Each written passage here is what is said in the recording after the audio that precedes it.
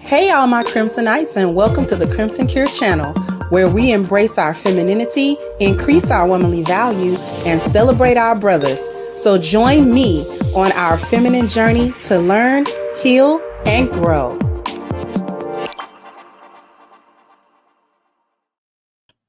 Hey there, my Crimsonites, and welcome to the Crimson Cure channel. I'm your hostess, femininity coach, and author of The Crimson Cure, and this is my perspective.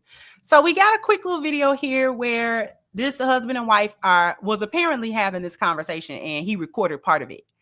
And so I'm not going to give too much of, I'm just going to let you hear it, basically. So this was their conversation.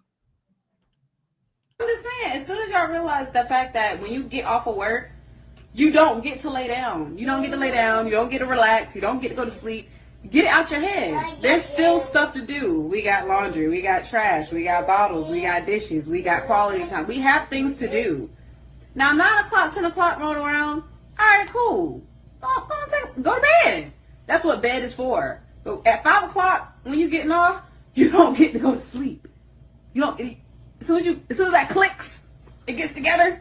You'll figure it out. You about to go viral for this one. It's a real thing. Because when I get off work, I'm still working. When did you become in control of my bedtime? Wow! Let me zoom. Oh, I wish I could zoom in. Don't tap my phone with it. And then point one. Uno, dos. Okay. Got it. Got it. Just said. I'm just saying, as soon as y'all realize the fact that when you get off of work. Now, here's the thing about everything that's being said here. She's not just wrong, right? Her overarching point is that the husband has to be a husband and father at some point, right? Working, we both working, and then I get off work and you get off work. That doesn't necessarily mean that it's leisure time at that point, because stuff still need to be done. So the overarching point is not lost, and it's not wrong. However, with that being said, we have to say this, ladies, especially the married ladies, because this is a married couple here, okay? Here's the thing. Regardless of the fact that most of us work a job, that doesn't excuse what has traditionally been the woman's role in the marriage, which is primary child caretaker. Primary, okay? Primary household caretaker.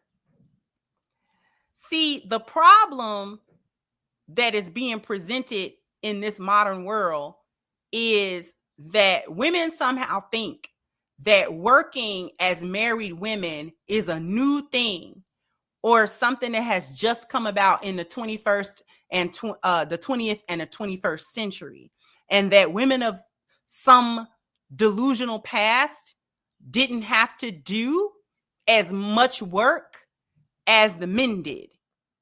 Because if we want to go, depending on how far back you want to go, women taking care of the home has always been, up until the invention of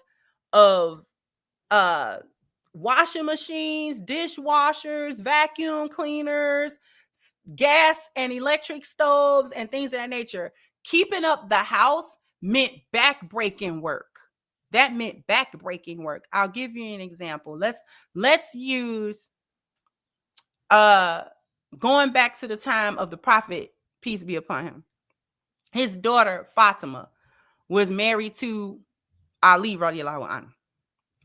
And Fatima became shy to ask for, she needed like help with the housework, right?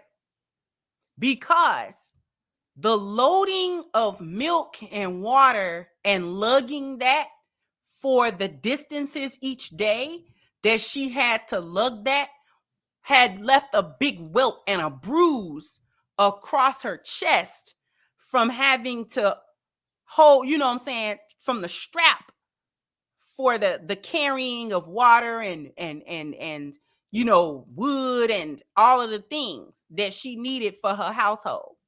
So Ali, her husband, like felt sorry because it's like, man, you know what I'm saying? Like she got this big bruise across her for the work. That's where the bruise came from. So he told her, he said, go ask your father, Rasulullah Sallallahu Alaihi Wasallam, for like a house slave. You know, back then a house slave wasn't like slavery, like the transatlantic slavery. It was like having a maid or a butler. And so she went to ask and then felt shy about asking, and then she left, right? Without asking.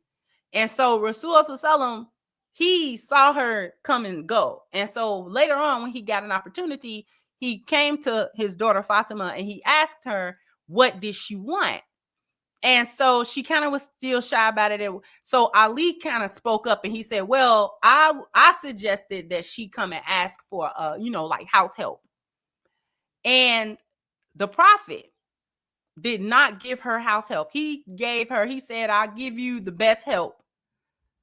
Say the remembrance of Allah, subhanallah, alhamdulillah, la ilaha illallah, and let that help you. He did not give her a housemaid, despite the fact that her body bore the signs of the harshness of the housework that she had to do to keep their house running. Okay. Now I give that example to say the hardship of running a house, the women of today would never have been able to do any of the things that the women of 200 or 300 years ago would have had to do, let alone 1,500 years ago. Okay? Would not have been able to go and chop the wood for the wood stove because there ain't no gas and electric. You got to stop. You see what I'm saying? So I'm not really feeling women of today complaining about housework when housework don't take that long. Washing dishes, whether you got a dishwasher or not, don't take that long. Washing clothes, whether you have to go to the laundromat or you have a washer and dryer in your home, it don't take that long. You have to allot the time in order to do it. Laundry is not done each day. The dishes, you know, that's something you do every day. You know, vacuuming and stuff like that, that's something you probably do every day. You know, things of that nature. Straighten up, you know, straighten the house up, things of that nature. It is not as difficult as the women online trying to make it be. Y'all trying to make this be like y'all gotta go and get firewood from 2 miles away and walk it back on your back. You don't. You don't. Our grandmothers and great grandmothers had 6, 7, 8 kids. Okay? Did not have all the modern conveniences and things of that nature. One thing they wasn't gonna do is let them kids run them crazy. They weren't gonna let them kids run them crazy. Them kids was gonna find something to do other than be in her face all day. Mama, all that. She wasn't gonna deal with that all day, every day. She was gonna have her some quiet time because y'all gonna go sit down or y'all gonna go outside or whatever.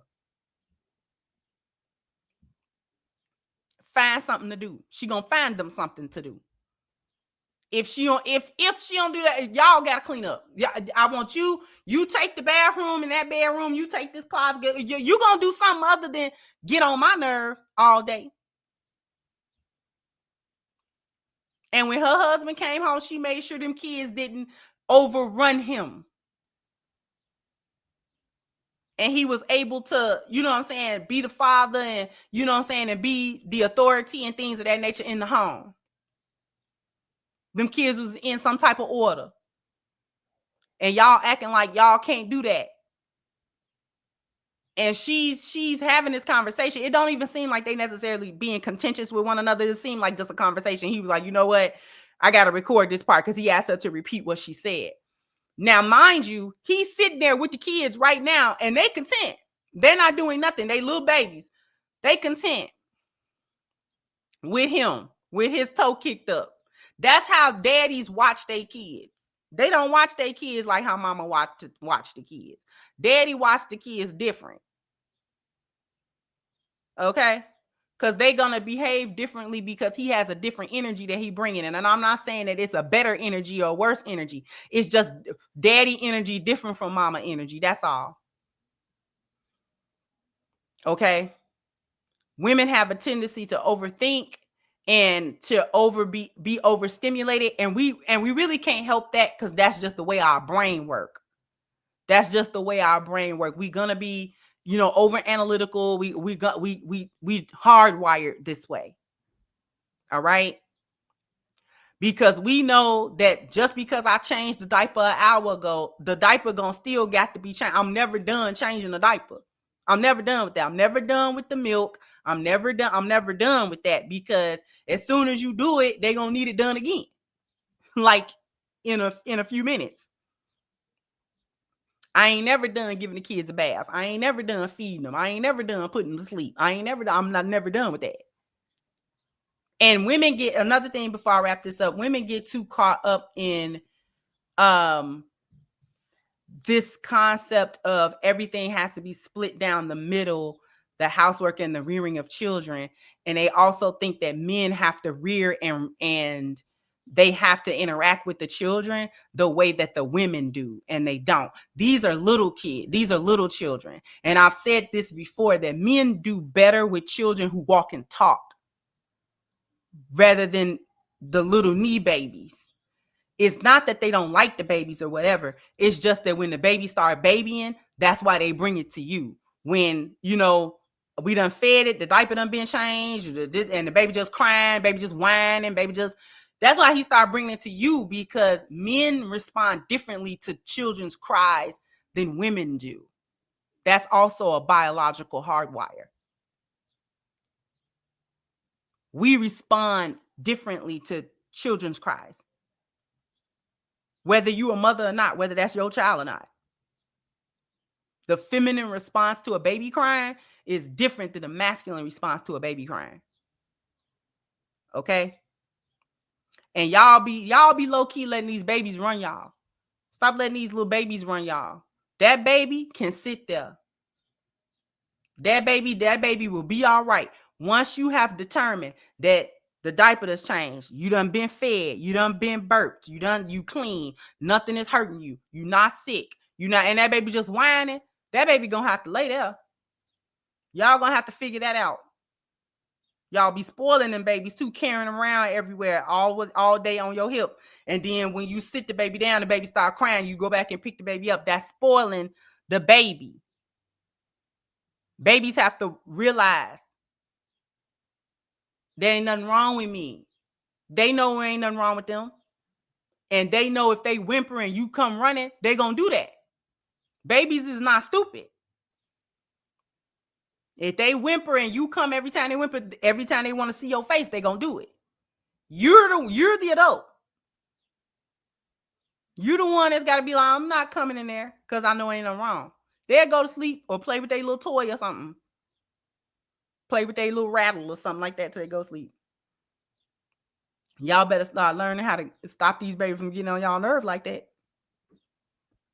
Because y'all think it ain't fair until the baby get on his nerve like that. It ain't about being fair. It's not about equal. It's about equity. It's about equity.